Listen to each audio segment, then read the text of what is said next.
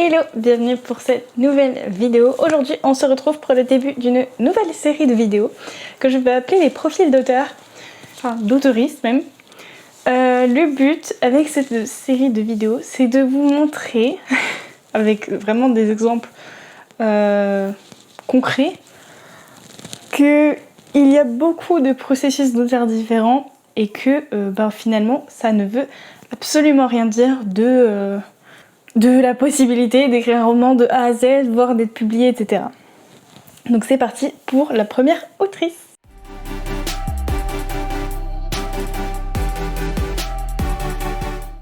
Donc du coup j'ai fait, mais j'ai sans doute oublié des questions, c'est sûr. Si vous avez des questions, n'hésitez pas. On refera au pire une petite vidéo connexe ou je ne sais quoi. Mais du coup voilà, je leur ai donné un document avec la plupart des questions qui me venaient à l'esprit. Et du coup, ça a été rempli. Donc la première question, c'est comment te viennent tes idées de romans? Alors les deux premières sont assez similaires, vous allez voir. Donc on a souvent, elles viennent quand je m'y attends le moins et sont de pure divagation. Au moment de m'endormir, en faisant la vaisselle ou en me promenant. Parfois elles viennent même quand je décroche d'une conversation. Ces petites choses surgissent de partout. Ensuite on a qu'est-ce qui t'inspire en général pour trouver ces idées? Et donc elle dit, elle peut venir de n'importe quoi, une photo, une musique, une atmosphère, un lieu, ou parfois une idée née d'une histoire que j'ai entendue, lue ou vue, sans pour autant lui ressembler. Mais la majorité de mes idées viennent des gens. Comme je suis quelqu'un qui observe beaucoup et écoute beaucoup, j'ai le temps et l'espace de repérer les petites caractéristiques de ceux qui m'entourent et qui sont intéressantes. Une situation peut être inspirante aussi, on peut se retrouver à se perdre en « et si ».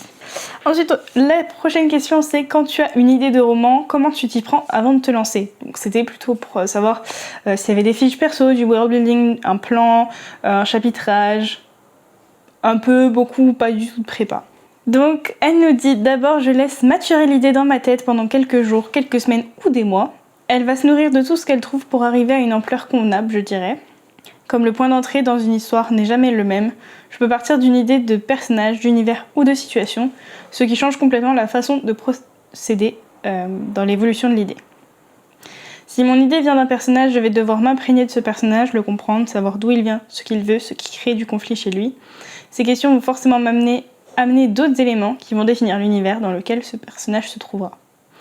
Je dirais que c'est trouver un fil, tirer dessus, en trouver un autre, tirer dessus et ainsi de suite jusqu'à avoir énormément de fils à organiser pour former un tout cohérent. Quand mon idée est assez mûre, je commence à noter ce qui tourne dans ma tête, des détails, des interrogations, des points de world building si je suis sur de la fantasy. Je construis au fur et à mesure une trame. Dans mon projet actuel, les idées sont venues vite, et puisque l'histoire tourne autour d'un mystère, j'ai dû rapidement écrire la résolution. Le nœud du mystère avec les éléments que les personnages découvriront au fur et à mesure, pour pouvoir disséminer les indices au fil de l'écriture. J'ai des documents sur la structure de mon manuscrit, un tableau avec les chapitres déjà écrits, un petit résumé, une liste d'idées de scènes et le plan global de l'histoire, c'est-à-dire les grands actes de l'histoire. Je ne prévois pas mes chapitres à l'avance. Si ma résolution, elle, ne bouge pas, tout le reste est en mouvement, je réajuste continuellement mes prévisions et je laisse mes personnages me raconter leur histoire et montrer leur destin. Team, chapitre dans l'ordre ou pas forcément. J'écris dans l'ordre pour garder la cohérence de la chronologie dans ma tête, je n'ai pas la capacité de faire les choses dans le désordre. Je me perds vite et je n'arrive plus à suivre les décisions de mes personnages. Très rarement, une scène particulière m'obsède et je dois l'écrire, même si finalement elle ne trouvera peut-être pas sa place dans l'histoire. Team, plusieurs projets à la fois et un seul à la fois, un projet d'écriture plus un projet de réécriture, un seul projet à la fois mais plusieurs idées en même temps. Je suis en ce moment dans l'écriture de mon premier roman, mais j'ai 2 autres projets de côté que je reprendrai quand celui-là sera terminé. Avec ou sans alpha, avec alpha, je trouve que le processus d'écriture est moins solitaire, plus motivant et efficace pour moi en ayant des alphas pour lire, faire des retours, m'aider à réajuster mes idées ou à me rassurer parfois. Bêta, à quel stade de ton écriture? Je n'ai pas encore fait appel à une bêta lecture puisque c'est mon premier roman et que le premier jet n'est pas terminé, mais j'avoue que la question se pose pour moi. Avant ou après la réécriture? Je n'ai pas encore décidé et je ne sais pas encore ce qui est le mieux, mais je dirais que ça dépendra du manuscrit. Environ combien de réécritures en général ou beaucoup, pas beaucoup? Tout dépendra de l'état du premier jet, si la majorité de l'histoire me plaît comme elle est ou si j'ai besoin de faire de grandes modifications. Team, beaucoup d'idées constamment ou flot d'idées assez calme. Elle nous dit « Je dirais que mon flot d'idées est assez constant. Souvent, je regorge d'idées pour l'univers dans lequel je suis plongée. En ce moment, j'ai la tête dans un univers de sorcellerie, donc toutes mes idées vont germer dans cet univers-là. Mais je ne suis pas harcelée par d'autres idées de romans constamment. Quel est le moyen pour rebooster ton inspiration pendant l'écriture de ton projet ? Je n'ai pas souvent de panne d'inspiration. La page blanche vient quand l'humeur ou les conditions physiques ne sont pas au rendez-vous pour moi, mais l'inspiration est toujours plus ou moins présente. En revanche, elle peut être plus forte si je suis dans une période où je lis beaucoup ou que j'ai été stimulée par un bon film, une bonne série. Lire ou regarder des histoires de qualité me donne toujours envie de créer. Plutôt rush premier jet où tu prends le temps de l'écrire, ou ni l'un ni l'autre, ou est-ce que ça dépend du roman ? Elle nous dit « Je dirais que ça dépend du roman, mais de manière générale, je ne suis pas quelqu'un qui écrit vite. Il me faut 1 semaine, parfois 2, pour aller au bout d'un chapitre, alors que d'autres n'ont besoin que de 2 jours. Alors pour le premier jet, je ne me mets pas trop de pression, important. S'il doit s'écrire en 4, 6 ou 7 mois, peu importe tant que l'écriture reste quasi quotidienne et que l'envie et le plaisir est toujours là. Est-ce que tu as un moment privilégié d'écriture ou pas forcément ? J'aime écrire le matin ou le soir avec une préférence pour ce dernier. J'ai mes petits rituels d'écriture comme beaucoup. Avec ou sans musique ? Si avec musique, est-ce qu'elle doit correspondre au mood ? Avec ou sans parole ?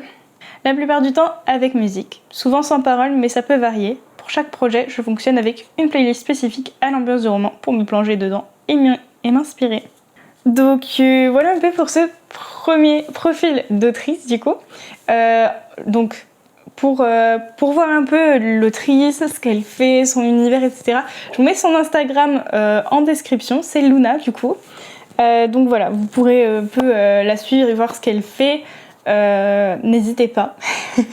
Je ne sais pas si avec ce premier profil ça vous aide un petit peu à voir les différentes méthodes et processus qui ressortent. Je pense que c'est surtout avec peut-être la 2e voire la 3e vidéo que vraiment vous allez voir, j'espère, des choses différentes ressortir. J'ai très hâte de voir ce que ça va donner. J'ai pas encore prévu de faire mes propres réponses, mais je pense que ce sera le cas aussi. Je ferai mon propre profil d'autrice, vous inquiétez pas. Et donc voilà, donc il est possible qu'il y ait des questions auxquelles je n'ai pas pensé. Voilà, si besoin, n'hésitez pas à mettre vos questions en commentaire. Je pourrais éventuellement retourner auprès de l'autrice pour lui poser les questions que vous posez. Donc n'hésitez pas, ça pourrait être super intéressant et ça pourrait vraiment compléter du coup ce profil. Et sur ce, je vous souhaite de bonnes lectures, de bonnes sessions d'écriture et on se retrouve très bientôt pour une prochaine vidéo. Ciao!